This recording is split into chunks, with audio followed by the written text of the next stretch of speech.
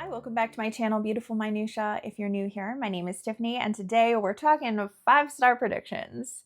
So I make quarterly 5-star predictions, kind of looking ahead at what my reading plans are for the quarter and kind of picking out some books that I'm like really excited about, things that I think will be like slam dunk winners. In this video, I am going to be reviewing the books that I thought would be 5 stars last quarter, telling you whether or not they were, as well as making some predictions for the third quarter. So we'll start out with books from the second quarter. So first of all, I said Rilla of Ingleside by Ella Montgomery. This is the final book in the Anne of Green Gables series. Although Anne doesn't play a massive role in this, we are mostly following her youngest daughter, Rilla, and it is a World War I historical fiction. There's a chance that I read this as a child, but I feel like I actually hadn't read this one. I think I'd read all the Anne books, but not this specific one. And so a lot of people had told me that Rilla is their favorite of the Anne books and that it's just one of their favorite Ella Montgomery books in general. I had heard so many people say that this was devastatingly sad. I heard some people who said that it was so sad that they were glad that they read it, but they would never read it again. I personally went in with this hype and felt a little let down. I did still enjoy the book because I felt like Rilla has a very distinctive personality from her mother. And so it felt almost like it really could have been its own book because we don't spend a lot of time with Rilla in any of the previous books. Even the books that we're spending most of our time with Anne's children, we're spending most of our time with her older children and not as much with Rilla, who's kind of the baby and doesn't tag along with a lot of the things that the other siblings are doing. Rilla is very petted and spoiled and vain at the beginning of this book, and she does have a really wonderful character arc. There's some really beautiful writing in this, but I definitely didn't find myself as emotionally moved as I anticipated. And granted, I still thought that this was a good book. I really did enjoy it, but it was not one of my favorites of the Anne book. In fact, it was towards the bottom, wasn't the very bottom. I think Anne of Windy Poplars is the very bottom, and this one's above that. But you know, even my least favorite Anne books are still going to be like 3.5 to 4 stars, so it's not like they're bad. This wasn't a bad book by any means, but I wanted to be emotionally devastated, and maybe I've read too many emotionally devastating books. And so maybe that is why I felt like a hard-hearted, cold person, that I did not cry during this book. I've cried during some of the other books. I've cried during Anne of Green Gables. I cried in Anne of Ingleside and Anne's House of Dreams. So I've had several that I've cried over, but this just wasn't one of them. Next, we have Silence, and I have talked about this book so much. This is the story of a few Jesuit priests who are going to Japan when Japan has been closed off from Christianity. I believe in like late 1500s to early 1600s is approximately when this takes place. I might be a little off on that, but it's somewhere in that range.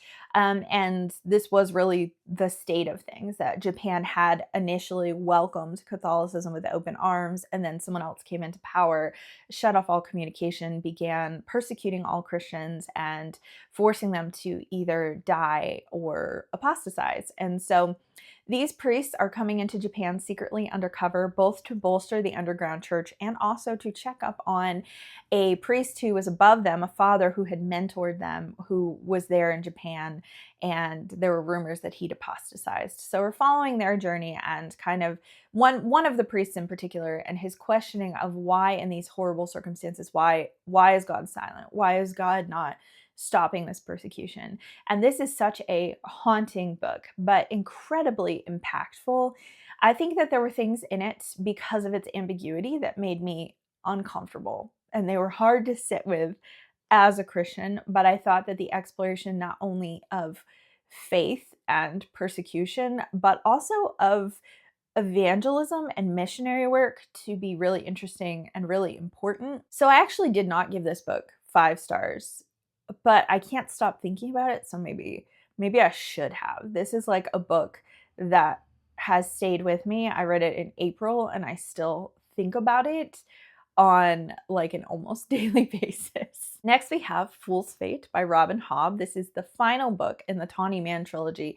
It felt almost like cheating to put this in my 5-star predictions because I had loved the first 2 Tawny Man books so much. I had never given a Robin Hobb book less than 5 stars. So it felt like cheating to put this here because I knew it was going to be 5 stars, and I was correct. It absolutely was. Like, what an amazing ending to this trilogy. I feel like this so far, I have not reached the end of Hobb's works, but this felt like Hobb at her peak. It was just so well written, so satisfying of a conclusion. There was absolutely like heartbreaking moments, so many things that are going to make you cry. But I also feel like it has like the best ending sentence that was just amazing. Finally, we have When Stars Are Scattered, which I just read last month. And so it was just in my wrap up video that came out recently. And this is a graphic novel memoir of a man, Omar Muhammad, in his time as a child in a refugee camp in Kenya. So he and his brother escaped Somalia when they were very, very young.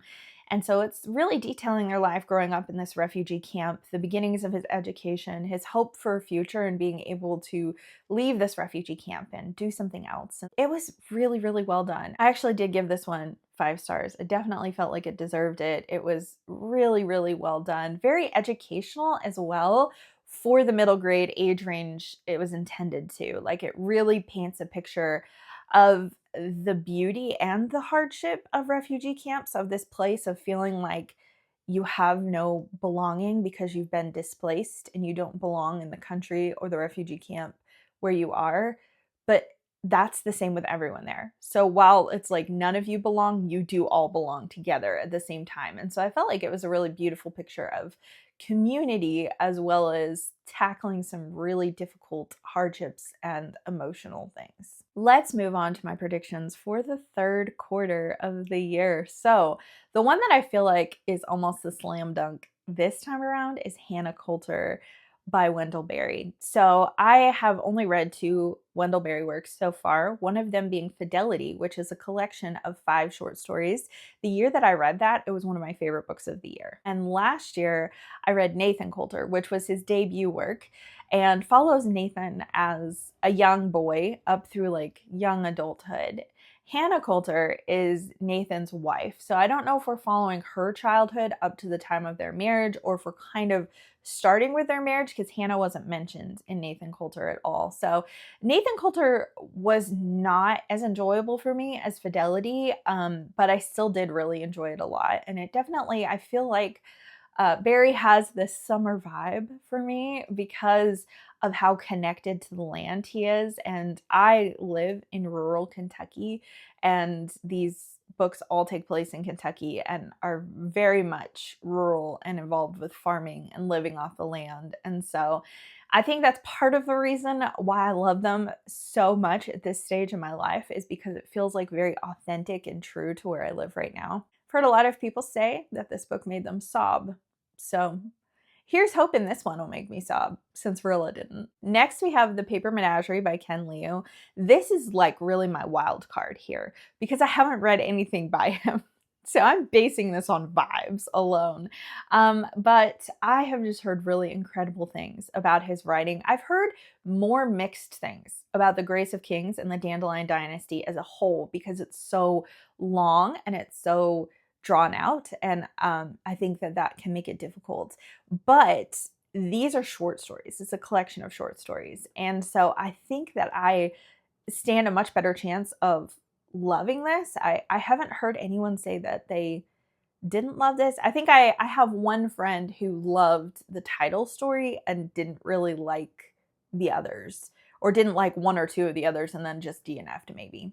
I don't know, but I've just heard such great things about his writing, so I feel like I'm gonna love it, but I'm really just going off vibes here. But I always like to include a wild card. Next, I think that Gone Away Lake by Elizabeth Enright is gonna be 5 stars. I have read quite a few of her books. I've read most of the Melendi Quartet as well as Thimble's Summer, and I think Gone Away Lake is either a Newbery winner or a Newbery honor. Maybe an honor, because I'm pretty sure Thimble's Summer won a Newbery.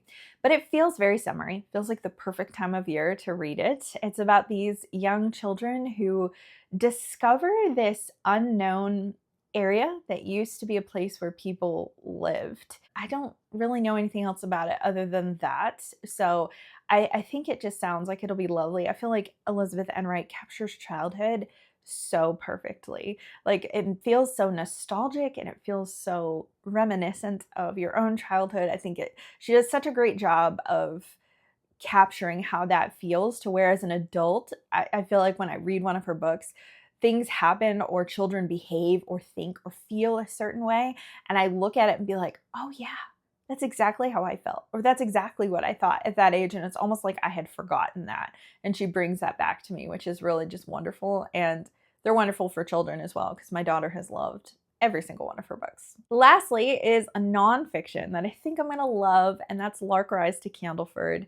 This is actually technically, I think, 3 books in one, and I watched the show with my family a few years ago. It was a great family show. Highly recommend as a family show because I just think it was so wonderful. We really enjoyed it, about this young girl who is growing up in Lark Rise, which is like a poor little village, and the next town over is Candleford, which is more wealthy, more developed, more people live there.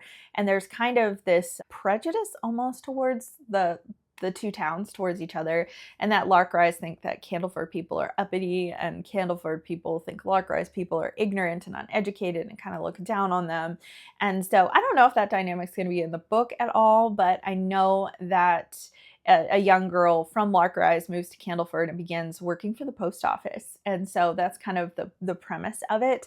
I'm pretty sure that, yeah, that these are like nonfiction, and actually maybe they're slightly fictionalized. I don't know. But the author actually really did like live in a poorer area and started working in a post office like a few towns over. And so it's at least like mostly based in fact. Maybe there's some like fluff and padding in there. I haven't really done that much research on it, but due to my love for the show, I think I will love this. But I'm pretty sure that the show was more like sensational and dramatic, kind of like the newer All Creatures Great and Small. Though I loved that show, it was definitely like more sensational than the actual novels, because they wanted to make it more like TV worthy, and I think the books are quieter. So I'm anticipating the same from Lark Rise to Candleford, that it's going to be quieter but just as enjoyable. Anyways, those are my 5-star predictions. I'd love to hear from you in the comments down below if you've read any of these books. I would love to hear your thoughts, of course.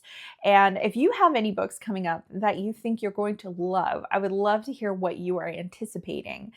Whether or not you make 5-star predictions. I know some people don't like to do that because they feel like the instant they make a 5-star prediction, they're instantly not going to like the book as much as they might have if they hadn't done that. So I know a lot of people don't like making 5-star predictions. I don't do that so much. That doesn't bother me. But even if you're not someone who makes 5-star predictions, maybe there's a book coming up that you're just excited about, that you're anticipating and you think you're going to enjoy. So I would love to hear what's on the horizon for you this upcoming quarter, whether it be something that you're planning to pick up like next week or next month or in September. If you plan out that far, not everyone does. I do, at least somewhat. So Lark Rise to Candleford and The Paper Menagerie are both books that I'm intending to read in September. So some books I plan out that far, but not all. So anyways, I just love to hear what's on your horizon that you're really looking forward to. Thank you so much for watching. If you like this video, please hit like and also subscribe so you can continue to see more bookish content from me. And I will see you again next time.